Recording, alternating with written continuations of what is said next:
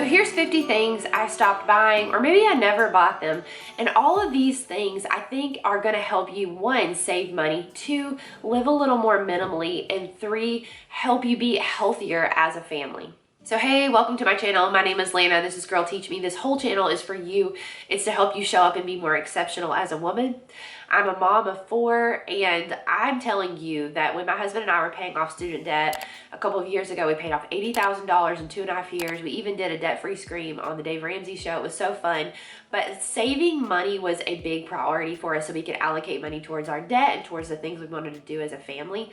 And some of that was just by cutting these things out of our lives and really looking at the things that we use and trying to make them more multi-purpose so that we can just eliminate some of the spending that's just really unnecessary. So I think you're gonna find some big budget saving tips in these 50 things. So the first thing I no longer buy is eye makeup remover. I use jojoba oil. Y'all, I'm not saying that right. Or you can use coconut oil or olive oil. It takes eye makeup off just fine. The second thing I no longer buy is deodorant. I use a Crystal, and y'all, this thing lasts literally, I'm not even joking, like a year. The only reason why I ever run out of it is truthfully it gets broken. You literally just wet it and you put it on clean armpits, and it will save you so much money on deodorant. Okay, so the third thing is dryer sheets. They just coat your clothes in chemicals and fragrances. It's so unnecessary, and I just can't even imagine how much money you would save if you just took out all the dryer sheets that you might use in a year. The next one is Clorox wipes. I use Force of Nature to disinfect. It literally needs to just sit on the item for 10 minutes, which is exactly how long Clorox has to sit on a surface as well, but it disinfects just as well as any kind of bleach. The next one is job specific cleaners. I buy a big thing of Branch Basics, and with that I can make laundry detergent, I can make toilet and bathroom cleaner, I can make hand soap, mirror cleaner, and just all-purpose cleaner. So just buying one bottle. You can also do something very similar with Dr. Bronner's soap, but with that you can just eliminate all these really job specific cleaners that are honestly just a marketing scam. We don't need all that job specific stuff to clean our home. Pattern clothes. I have a couple of patterns, but y'all, I have a video where I show you how I minimize my closet, and it's a lot of neutrals. It's a lot of things I can mix and match, kind of like a capsule wardrobe, and just eliminating patterns helps things go together a lot easier and helps me carry less clothes in my closet. Shoes without a back.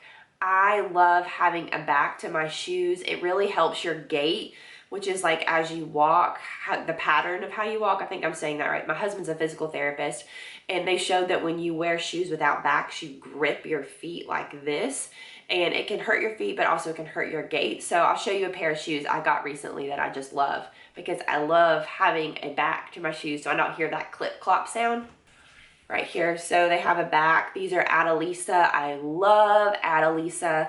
They're handmade from Nicaragua. Great, great company. I've bought all of my kids like shoes, and they're like heirloom shoes, and we just pass them down. But backs on shoes is key for me. Another thing I no longer buy is colored socks. I mean, y'all, I have a couple of colored socks, but honestly, when I'm trying to match socks for 6 different people, having colors is a nightmare. So I did a huge sock purge way back, got rid of as many colored socks as possible. People have gifted us, you know, families gifted us socks and things like that, so they've like slowly crept back in, but I do not buy colored socks. I love it simple, easy to match. Decor knickknacks. My rule of thumb in my home is it has to be useful, and I really believe in making the useful things beautiful, so decor knickknacks just have to go. Okay, this is a big one. You're probably gonna turn me off right here. You're gonna be like, Lana, I'm not listening. Coffee. I quit drinking coffee, not for a budget perspective, but it has saved me a lot of money. So I've got some videos on how I quit coffee, but cutting coffee out of my budget has saved me a lot of money, and it's just making me a lot more sane. So this one's no shocker, plastic Tupperware. I only buy the glass kind, specifically the kind that I can freeze. It's just more multi-purpose for me. I no longer buy plastic cups or plates for the kids. Honestly, I like the white bowls and plates from Walmart. They're like Corelle white, and they're actually pretty unbreakable, but I love how simple and clean they are, and it doesn't look kiddie-ish, but they come in kitty sizes, so I really like those. Another thing I no longer buy is plastic laundry baskets or bins. I prefer to spend just a little bit more money and buy the pretty baskets that I can use for multi-function, so I can use them for toys, I can use them for storage, but I can also use them as my laundry basket. And that slides right into ugly functional items. Just because it's functional doesn't mean it has to be ugly. I even bought an old-fashioned broom, and somebody made fun of me the other day. They're like, Alana, I'm gonna buy you a new broom. I'm like, you know what? I like my broom. It's pretty to me. Just little things. I even like the way my Berkey looks. So my water filter. Looks are just important because if I'm in my home all the time, I like that aesthetic feel. Toys with a million pieces. Y'all, I do not want to be a stuff manager. And unfortunately, with 4 small kids, sometimes I am. And when I find a small piece, I just throw it in this little part of the drawer that I have for like all these little Lego pieces. And then later on, I kind of just try to put them back. But best I can, I try not to buy anything with a lot of little pieces because I know I'm just signing up for a lot of work. A bunch of bras. I do not buy a bunch of bras. I have a tan one, a black one, and a couple of sports bras. That's it. I no longer buy cotton panties. I love the panties that like honestly are almost dry fit. I started this when I traveled on some mission trips a couple of years ago, and we had to have like dry fit undergarments because I was playing softball in China, and you know, we would only be able to like wash our uniform and have to wear it again the next day. So I started wearing underwear and bras that would dry really quickly. I paid a little bit extra. I actually kind of bought some bougie underwear. I got some Patagonia panties, but I'm telling y'all, I've had those Patagonia panties for like 5 years, like $20 a piece. Don't laugh at me. So I really like to buy my panties from REI. They're just really good quality and they dry quickly. I no longer buy silver or non-stick pans. I really love my cast iron. I think a lot of people just don't understand how easy it is to use a cast iron, how indestructible they are, how if you rust them by accident, you can re-oil them, reseal them, all of that. I feel like all these really pretty like non-stick pans are so unnecessary, honestly, and they're not going to be near as durable. We literally have some cast irons from Matt's great grandmother. It's so crazy. So I just feel like they also infuse iron into your food. They're good for you. They're indestructible. I love my cast irons. I no longer use cooking spray. I literally just grab a dab of coconut oil, lather it around, or a little slab of butter. Again, if you take really good care of your cast irons, they should be pretty non-stick anyways. I no longer use diaper cream. Literally coconut oil for everything. There's just really no need for diaper cream. One caveat to that is if you feel like your baby really does need diaper cream, consider what type of wipes and diapers you're using. They should not be having all kinds of diaper rashes all the time. So think about that before you just keep lathering them up with diaper cream. No longer buy any kind of lubricant. Literally, you guys, yes, I'm talking about this. Coconut oil for everything. Everything, friends. That stuff is good for your pH down there as well, and lubricant is not. A library card. Y'all, don't laugh at me, but we have ruined so many library books. Like my kids, one time I walked in and my kid's in the bathtub with a library book. That library book, I kid you not, cost me like $60 because you couldn't just like replace it on Amazon. I think I might want to get a library card just so I can like check out audiobooks, but honestly, I kind of just like marking up all of my books and writing all kinds of notes in them myself. So I think I just rather invest in the book and tear it apart and write all kinds of notes. So yeah, and also I feel like sometimes libraries have all kinds of agendas they're trying to spin for my kids. So I like to find trusted book lists and just stay clear of libraries. I've brought home some questionable books from my oldest when they were little, and I'm like, nope, no more. Going to Peaceful Press, going to get her book list. I'll leave a link down below. That's literally one of my favorite homeschool curriculums. But even if you have preschoolers, great book lists. New cars. Y'all, we ain't gonna buy a new car for a very long time. There is absolutely no reason. We have very old cars and they work just fine, except for my van's kind of on hospice. But that's okay. I'm totally fine with it. Ride it till it dies. I'm not buying a new car. TVs, we haven't owned a TV for a very long time. We have a projector, which I guess is a TV, but we try to put that downstairs in a way. We don't have like TVs upstairs in our homes. We don't have it in our bedrooms. And yeah, we read TechWise Family a couple years ago and we just eliminated TVs. That slides into iPads. We don't have any iPads. We have a really old janky one that was given to us that we use for car rides sometimes, but honestly, I don't even know where it is. So My kids don't even do iPads. I'm pausing in the middle of this video for a quick reminder that this is all about the heart issue of contentment. Am I trying to find my identity, my worth, my significance in things? And if we can get a hold of our heart on contentment, wow, we really can flex the power of no, and we're not going to be susceptible to all of these temptations and these baits to buy things to fill us up, to make us feel awesome and important, and it's a real temptation. And I think every single day it's, for me, it's finding my happiness in the Lord and saying, okay, am I going to be content without all of these extra things? Like, what do I really, really need? Because I think godliness with contentment is great gain. That's what the word says. And so I just wanted to give that little reminder.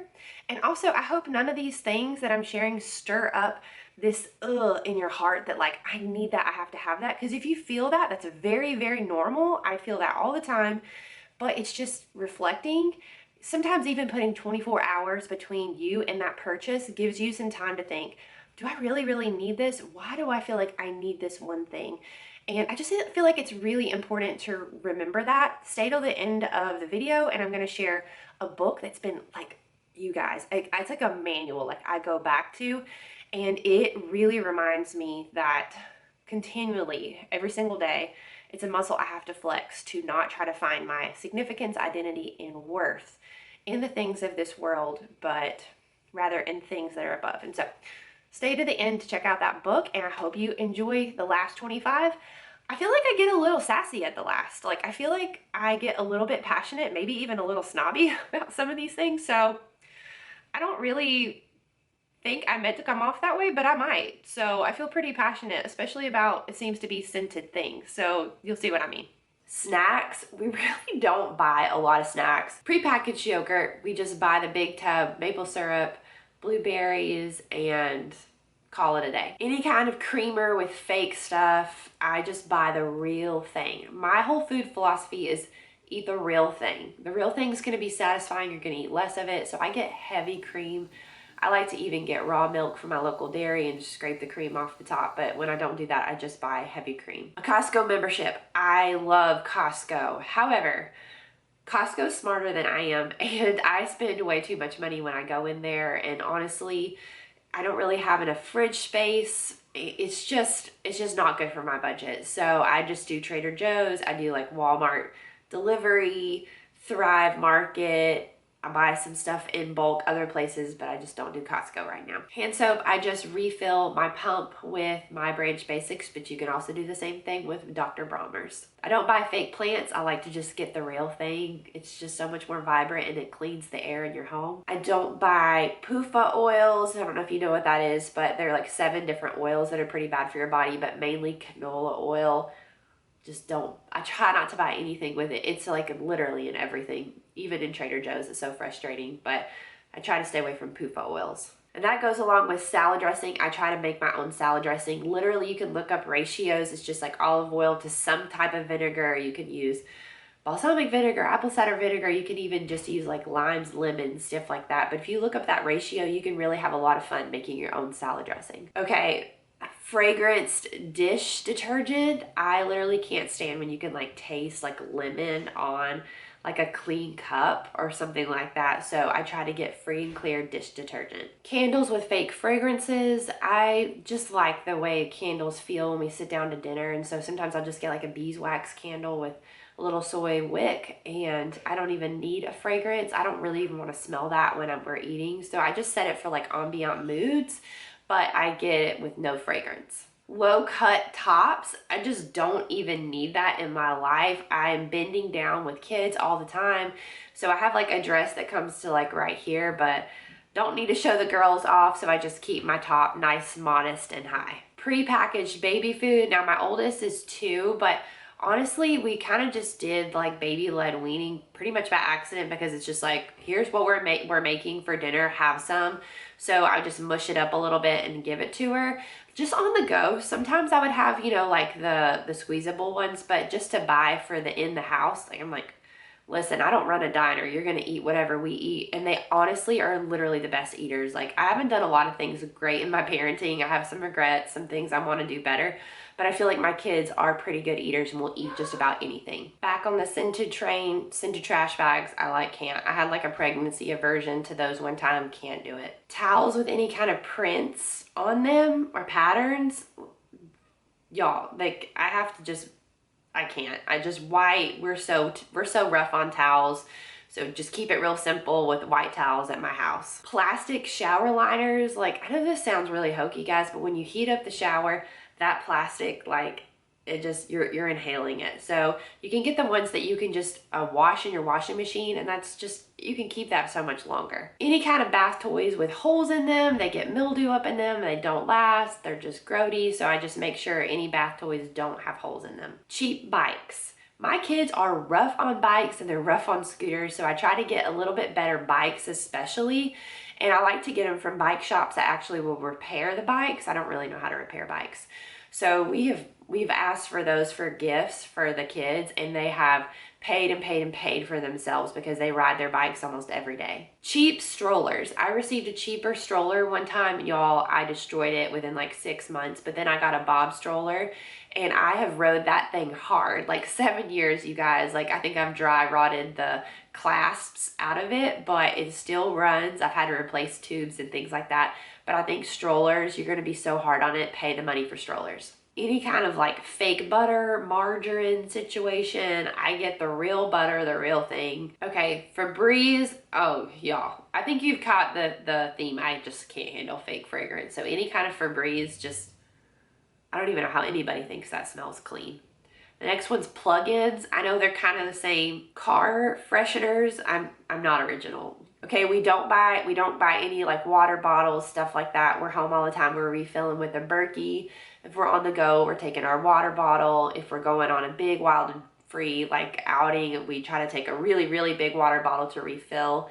I think they'd be handy sometimes, but we don't buy them. The other thing I don't buy is shaving cream. Really, I just use soap or like some conditioner. You really don't need to buy specific shaving cream. And the last one's kind of different. I don't buy romantic books. Let me just say why. I feel like it's just so unhealthy to get wrapped up in these like, I mean, like I read like some books and they have like a romantic, maybe like situation, but not like a whole romance novel. I feel like some of that can even just turn into like fantasy world. So I steer clear of romantic books. Just like one new one, but I would love to hear yours below. Tell me one thing that you no longer buy. Tell me a couple things you no longer buy. Did you hear something that you no longer buy too? I'd love to hear that. And if you haven't yet, please hit subscribe, and I'll see you again in the next video. All right, here is the book on Christian contentment. This will give you the power to say no. It really has helped me so much. Generation passed down through every age. There's a story of a savior whose love will never change. All creation will bow before him. Every tongue will